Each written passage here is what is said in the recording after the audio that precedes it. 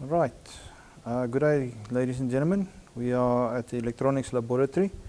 One of the key instruments that you are going to use in electronics and electrical engineering is called an oscilloscope. And the purpose of this video is basically to make sure and ensure that you know exactly how this machine works and how you can use it to benefit all the measurements and experiments that you are going to be facing. Use it as a good tool. Like a screwdriver, it's a tool that is very handy if you know how to use it, and the whole purpose of this is to understand the layout and the machine. Measurement.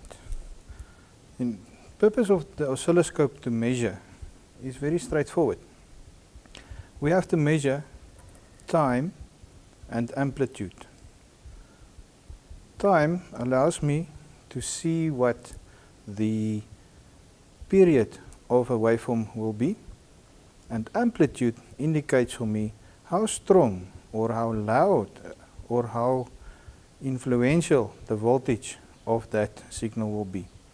An oscilloscope can only measure voltage against time.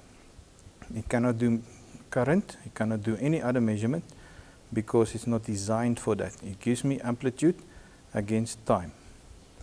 On the screen, from left to right, always time, and up and down, always amplitude.